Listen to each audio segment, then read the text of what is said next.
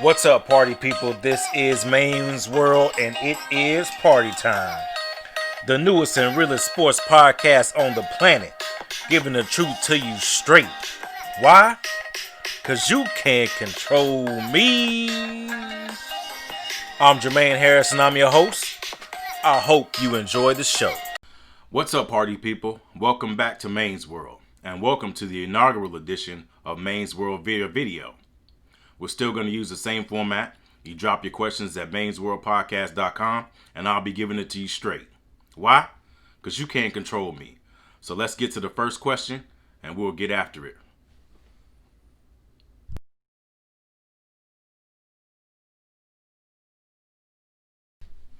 All right, our first question comes in from Coffee Black in Dallas, Texas. What's next for Earl Spence Jr. after his dismantling of Danny Garcia? Well, Coffee Black, that's an excellent choice of words. Danny Garcia was dismantled by Errol Spence Jr. Earl Spence Jr. controlled the ring, hit him high, hit him low, and just pretty much punished him for 12 rounds. I actually thought that Danny Garcia was going to have a much better showing, and I was actually disappointed in his performance. I only gave him rounds 2, 9, and 11, I believe. So, what's next for Earl Spence Jr.? All right, so I heard reports that Earl Spence Jr. is going to take 2 or 3 more fights at 147 before he decides to move up to 154, which is yet to be seen. So, his opponents at 147, compelling Manny Pacquiao. I got to say Keith Thurman, or maybe a rematch with Sean Porter. Those would be the fights that the people want to see, other than the fight that people really want to see is Terrence Bud Crawford, Earl Spence Jr., which I think I spoke before about. I think that the winner of that fight will be the pound for pound king of boxing. I was really impressed with the way Earl Spence Jr. handled himself in the ring. The questions were answered, even though Danny Garcia didn't perform as well as we thought. And maybe it's just Earl Spence Jr. was just that much better. But when I saw him take that hit on the chin after the bell, I'm like, Earl Spence is back. So that's what we got to see. Terrence Bud Crawford, Earl Spence Jr. But most likely it's going to be Keith Thurman or Sean Porter. And maybe they can squeeze a Pacquiao fight out of there before he moves up to 154, which he would have to work with them Charlo brothers.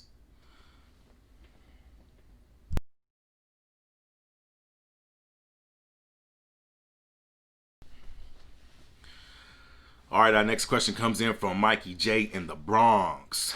What do you think about all the trade rumors concerning James Harden? Well, Mikey J, I think those trade rumors are great for James Harden. But the Houston Rockets just traded away arguably their best player. You can argue that Westbrook is a better player than James Harden. It's not true, but you can make an argument. But they traded away their second best player for a player who I don't remember the last time they played basketball. I just actually don't remember the last time I saw John Wall play basketball. And he's got half the ability that Russell Westbrook has. So I'm not sure what they're doing there. I know when I'm in the gym, I try to pick the best players, period.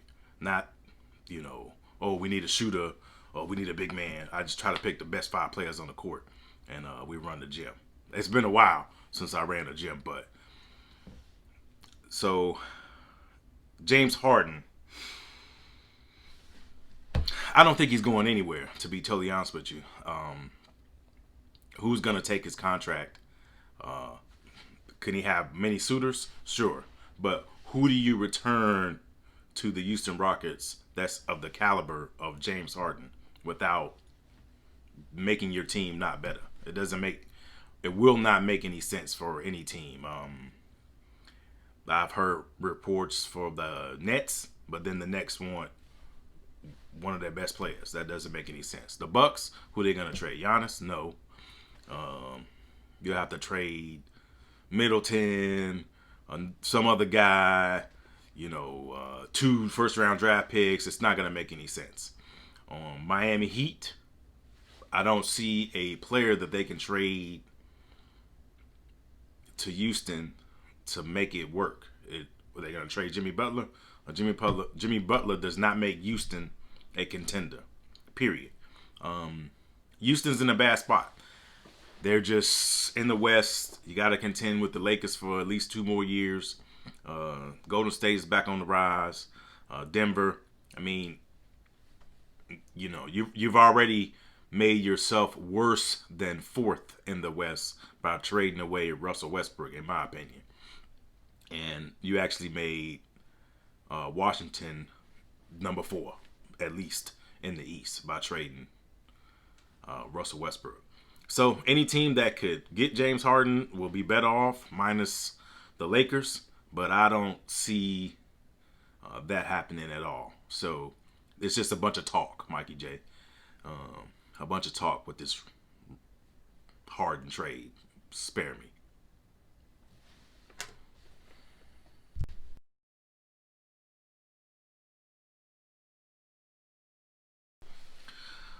All right, our next question comes in from Jason in Tacoma, Washington.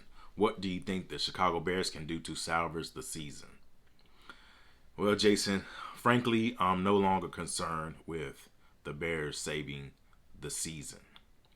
I'm more concerned with the Bears saving the franchise, saving the soul of this franchise. The Chicago Bears are a charter institution in the National Football League. I was born and raised in Chicago, so I have people who know me know I'm an avid Chicago Bears fan. Pretty much all Chicago sports, but the Bears, are one of my favorite teams of all time. I grew up in the era of Mike Singletary, Walter Payton.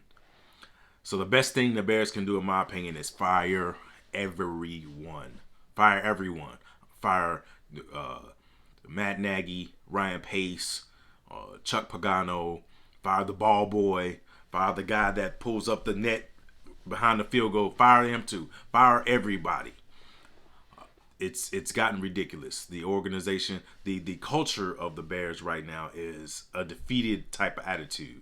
I don't know. I'm not an expert in football, but I am as close to an expert in leadership as you can get. The Bears lack leadership, and I believe it actually starts with George McCaskey.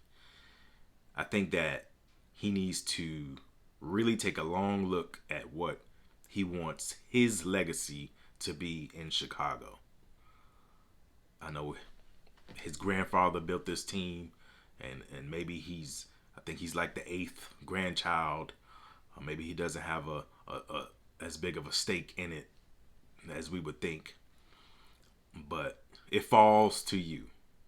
Sometimes the family business falls to you. And he has to be the one to look deep and save this franchise. The Bears actually hired Ernie Accorsi a few years ago, well, back in 2016, to hire a general manager and head coach.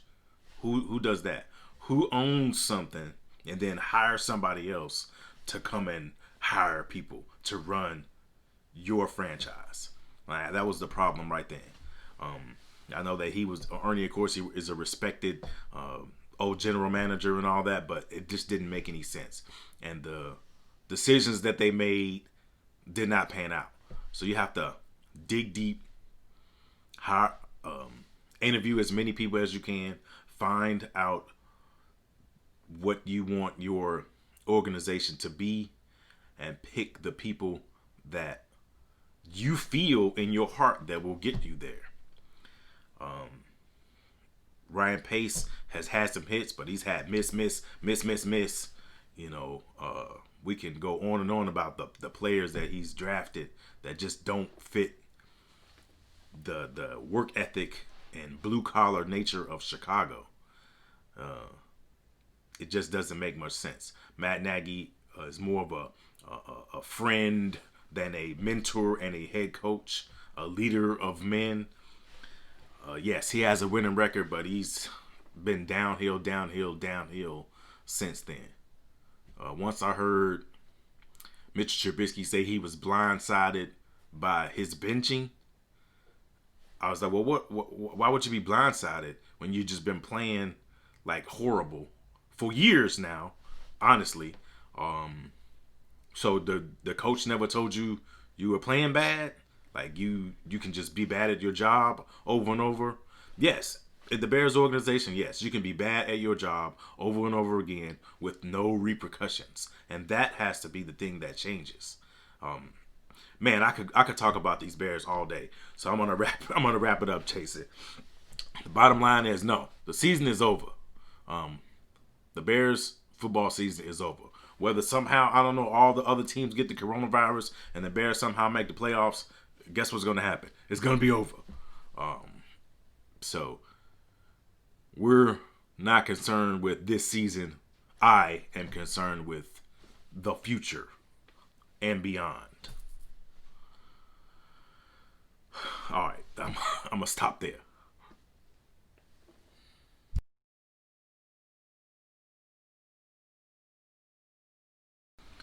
All right, our last question comes in from Alan in Baltimore. Who is leading the race for NFL MVP? All right, Alan. I gotta say Jake from State Farm. Nah, I'm just kidding. But the two players that are at the radar, the top of the radar, are Patrick Mahomes and Aaron Rodgers. I think you can still make a case for Russell Wilson. You can probably still make a case for Tom Brady, Ben Roethlisberger, maybe even Deshaun Watson. But Deshaun Watson is not going to win enough games to be even in the conversation. But Patrick Mahomes and Aaron Rodgers top my list of NFL MVP candidates for this year. Patrick Mahomes and Aaron Rodgers have Patrick Mahomes passer rating, I think, is 113. Aaron Rodgers like 118 on the season. Patrick Mahomes almost has 4,000 yards, over 3,800 yards. And I think Aaron Rodgers has about 3,400 yards passing, both at almost 70% completion percentage. Patrick's at 68.3 and Aaron is at 68.9. Over 30 touchdowns for both of them. Touchdown interception ratio for Mahomes is 31-2, and I think Aaron Rodgers has 36-4. He's not usually. I'm anticipating he's not going to throw any more picks this season, and if it is so, it's not going to be more than 2. Patrick Mahomes will probably throw 2 more picks, so they'll probably end around the same. Russell Wilson still as leading is a top candidate.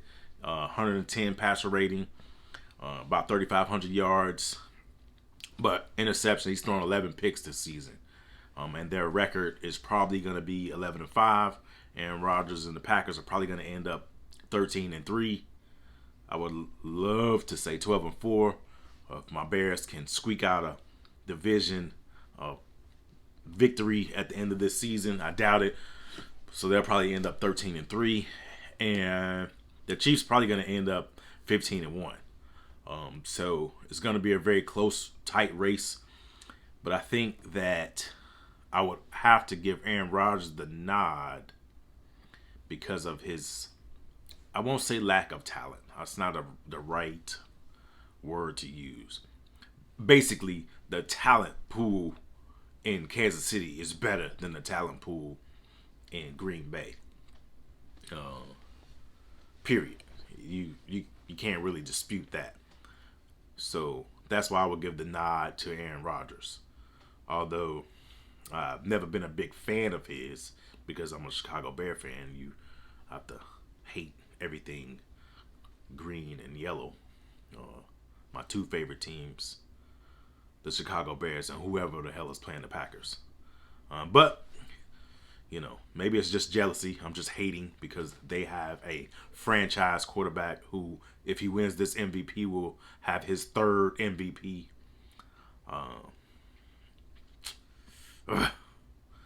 one day we will have a franchise QB that we will talk about for all the ages. But if I had to vote right now, I would vote Aaron Rodgers.